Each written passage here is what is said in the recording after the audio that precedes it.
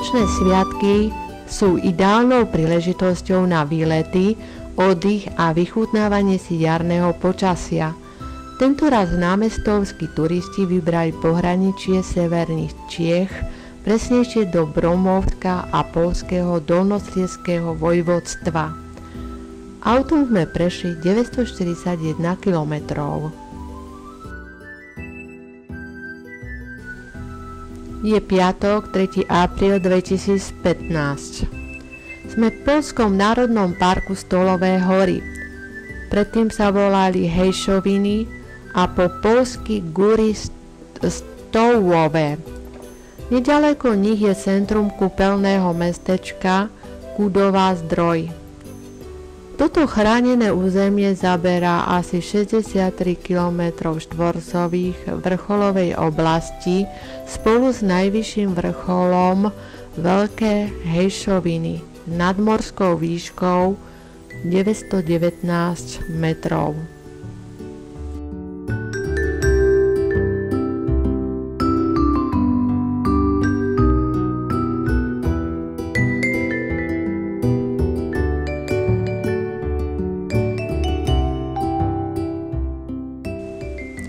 Na vrchole hory je aj táto drevená chata. Vrchol je zaujímavým skalným mestom a je ohraničený 60 metrov vysokými skalnými stenami.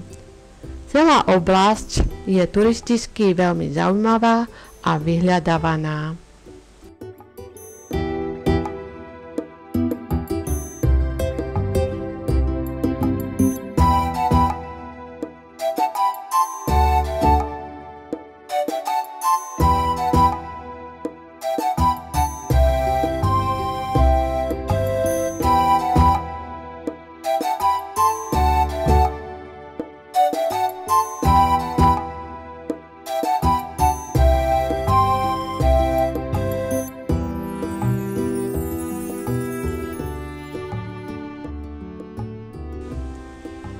V chate sme si objednali polievku, žurek, ktorá je tradičným jedlom poľskej kuchyne.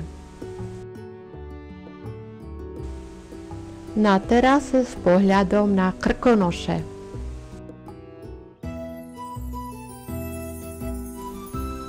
Pokračovali sme ďalej. Každý balván má svoje pomenovanie podľa tvaru.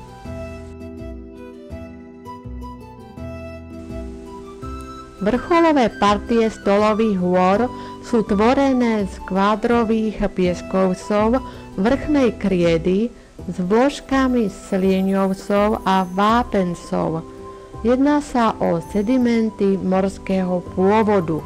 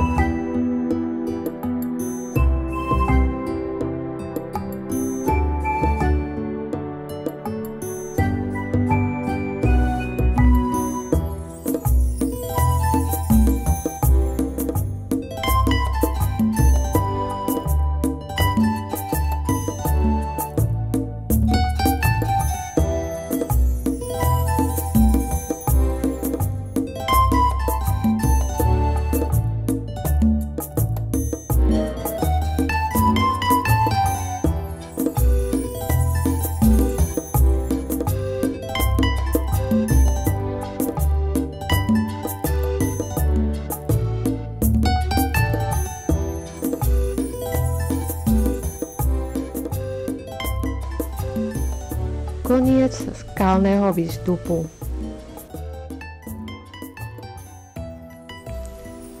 Popoludní sme navštívili kúpeľné mestečko Kudová Zdroj. Nachádza sa pod Stolovými horami v povodí rieky Metuji, v nadmorskej výške približne 400 metrov.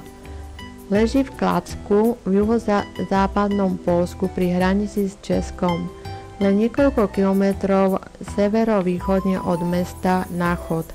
Žije tu 10 124 obyvateľov. Toto mestečko patrí medzi jedno z najstarších kúpeľov v Európe.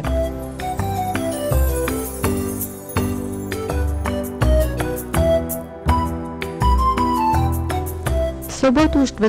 apríla sme boli v sedle Šerlich v Orlických horách. Pohorie sa nachádza v severnej časti Olomouckého, Pardubického a Kráľovohradeckého kraja na severovýchode Čiech a v Dolnosliezskom vojvodstve na juhozápade Poľska. Pomenované sú podľa rieky Orlice, ktorá týmto územím preteká. Najvyšším vrcholom pohoria je Veľká Deštná s nadmorskou výškou 1115 metrov. Chceli sme ísť pešo na vrchol Orlických hôr Veľká Deštná, ale chodník pre peši bol zakázaný. Tak sme si požičali na 4 hodiny bežky.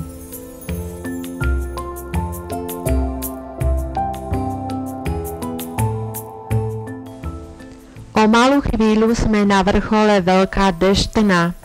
Je to najvyšší vrch v pohorí Orlické hory. Vraj tu stála drevená rozhľadňa tak koncom 19. storočia.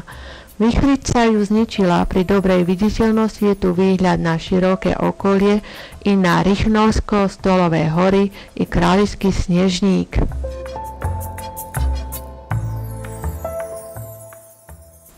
Sme v mestečku Opočno pod Orlickými horami. Je v nadmorskej výške 292 metrov a pretekaním Zlatý potok. Opočenskou dominantou je renesančný zámok. Vznikol prestavbou pôvodného gotického hradu v 16. storočí. Medzi najvýznamnejších majiteľov patrili rody Trčka z Lipy a Koloredo Mansfeldová. Po nacistickej okupácii bol zámok skonfiškovaný a po roku 1945 prešiel do vlastníctva štátu. Ďalšou sobotnejšou zástavkou bolo historické centrum mesta, nové miesto nad Metují. Mesto bolo založené v roku 1501 Jánom Černčinským z Kasova. Husovo námestie je v tvare obdržníka z 3 strán s neprerušenými arkádami. Na námestí stojí barokový Mariánsky stĺp, socha Najsvätejšej Trojice, bývalá radnica so slnečnými hodinami a socha zakladateľa mesta. Poslednou zástavkou dňa bola vodná nádrž Rozkoš z Rázov, ktoré sa nachádza na okraji mesta Česká Skalice v areáli autokempingu. Je najväčšou vodnou plochou v Kráľovohradeckom kraji a je 8. najväčšou priehradou v Českej republike. Vraj hráza je v korune 412 metrov dlhá a vedie po nej 6 metrov široká asfaltová cesta. Nedeľa 5. apríl 2015. Ubytovaní sme boli v Českej Skalici a tam sme navštívili národnú kultúrnu pamiatku Babičino údolí. Išli sme pešo po červenej turistickej značke na Ratibožický zámok. Tento zámok je známy najmä vďaka dielu Babička od Boženy Nemcovej. Práve tu žila slávna Katežina Záhanská kňažná. K najnavštevovanejším miestam údolia patrí Staré Bielidlo u Viktorčínho splavu. Tu prežila Božena Nemcová v roku 1844 prázdniny so svojimi deťmi a v poviedke Babička sem preniesla svoje spomienky z detstva prežitého s jej babičkou. Naobedovali sme sa na Jeráckovej turistickej chate, ktorá sa nachádza pod severozápadnými svahmi Orlických hôr v nadmorskej výške 624 metrov Asi 1 km odtiaľto je delostrelecká pevnosť Dobrošov. Táto výstavba súvisí s druhou svetovou vojnou. Pred touto vojnou rozhodla vtedajšia československá vláda, že na obranu republiky proti rozpínajúcemu sa Nemecku vybuduje pohraničné opevnenia.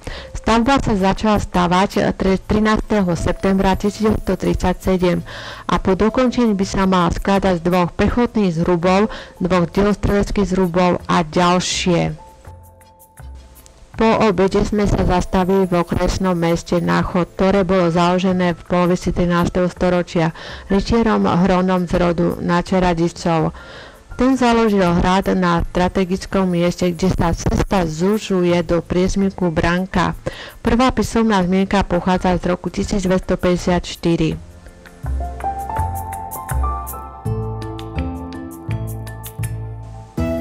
Náchodský zámok je rozsiahly stavebný komplex. Gotický hrad založený v polovici 13. storočia bol na prelome 16. a 17. storočia prestávaný na renesančný zámok. Pri hrade sú medvede. Vraj v minulom storočí v Čechách vymreli. Asi 200 metrov od zámku je lesopark, kde sú muflony a daniele.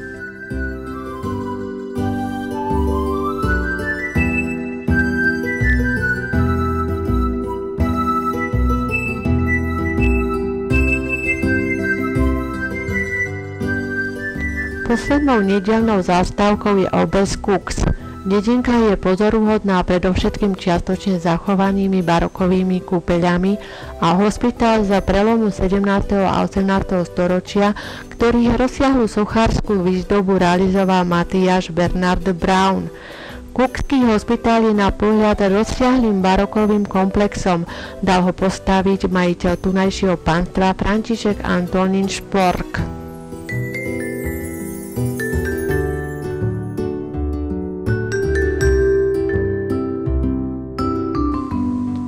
Pondelok 6. apríl. Okolo obeda sme prechádzali Jaromešskou historickou pevnosťou, ktorá je momentálne v zlom stave.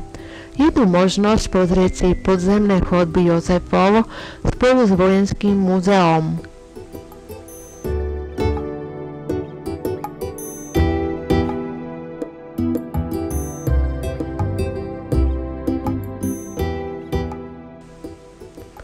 Ideme navštíviť v Čebechoviciach pod Orebem Múzeum Betlémov, kde je celoročne vianočná atmosféra. Počas individuálnej prehliadky je možné si pozrieť proboštú mechanický Betlehem, vrátanie jeho unikátneho dreveného mechanizmu a výstavu Betlehemov z rôznych materiálov a oblastí Českej republiky. Koniec veľkonočného výletu.